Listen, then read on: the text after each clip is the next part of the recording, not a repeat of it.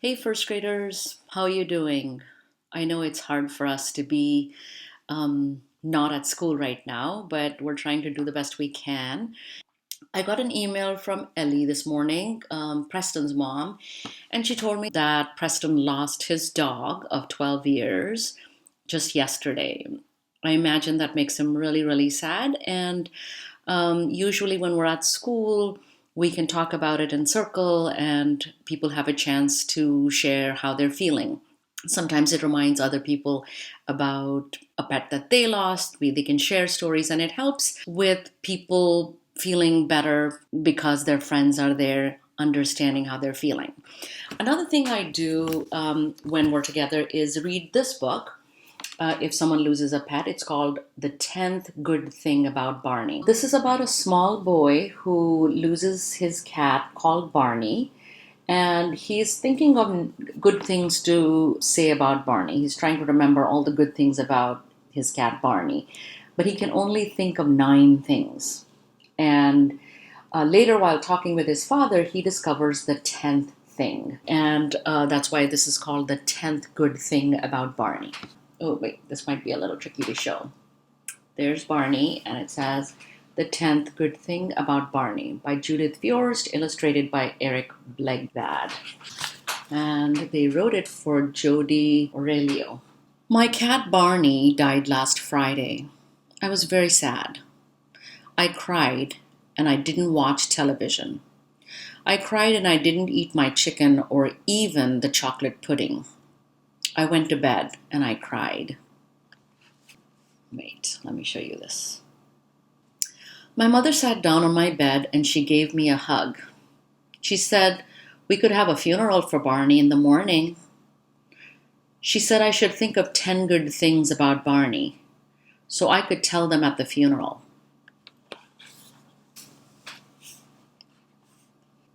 I thought and I thought and I thought of good things about Barney. I thought of 9 good things. Then I fell asleep. In the morning, my mother wrapped Barney in a yellow scarf. My father buried Barney in the ground by a tree in the yard. Annie, my friend from next door, came over with flowers. And I told good things about Barney. Barney was brave, I said, and smart and funny and clean. Also cuddly and handsome, and he only once ate a bird. It was sweet, I said, to hear him purr in my ear, and sometimes he slept on my belly and kept it warm. Those are all good things, said my mother, but I only count 9. I said I would try to think of another one later. At the end of the funeral, we sang a song for Barney. We couldn't remember any cat songs, so we sang one about a pussy willow. Even my father knew the words.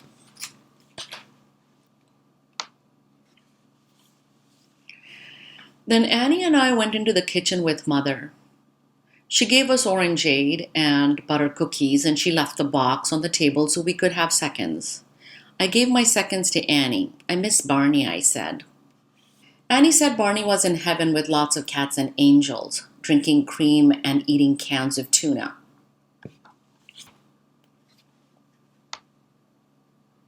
I said Barney was in the ground. Heaven, said Annie, heaven. So there. The ground, I told her. The ground. You don't know anything. My father came in from the yard and took a cookie. Big-mouthed Annie said heaven again. I said ground. Tell her who's right, I asked Father. She doesn't know anything.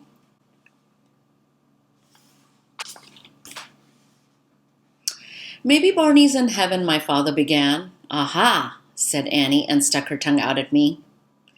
And maybe, said my father, Barney isn't. What did I tell you, I said, and yanked Annie's braid. Was that nice? Father made me let go. We don't know too much about heaven, he told Annie. We can't be absolutely sure that it's there.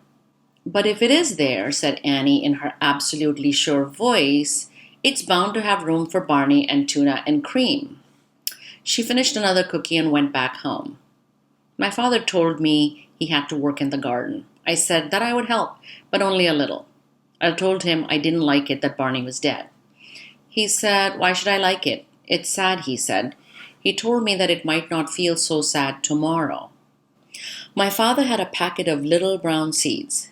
He shook some out on his hand. "The ground will give them food and a place to live," he said. "And soon they'll grow a stem and some leaves and flowers." I squeezed the packet open and looked down to the bottom. I told him, "I don't see leaves and I don't see the flower. I don't see flowers." "Things change in the ground," said my father. "In the ground, everything changes." "Will Barney change too?" I asked him. "Oh, yes," said my father. "He'll change until he's part of the ground and the garden." And then I asked, "Will he help to make flowers and leaves?" "He will," said my father. "He'll help grow flowers and he'll help grow that tree and some grass."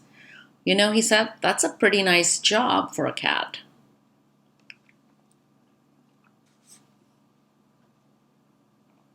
My father and I planted all the seeds in the garden. Mother made sandwiches and we ate them under the tree. After lunch, we worked in the garden some more. At night, I still didn't want to watch any television. When I turned out the light, my mother sat down on my bed. She gave me a hug, and I said I had something to tell her. "Listen," I said, and told the good things about Barney. Let's see if you can count the 10 good things. Barney was brave, I said, and smart and funny and clean. Also cuddly and handsome, and he only once ate a bird. It was sweet, I said, to hear him purr in my ear. And sometimes he slept on my belly and kept it warm. "Those are all good things," said my mother, "but I still just count 9. "Yes," I said, "but now I have another. Barney's in the ground and he's helping grow flowers." "You know," I said, "that's a pretty nice job for a cat." And that's the end.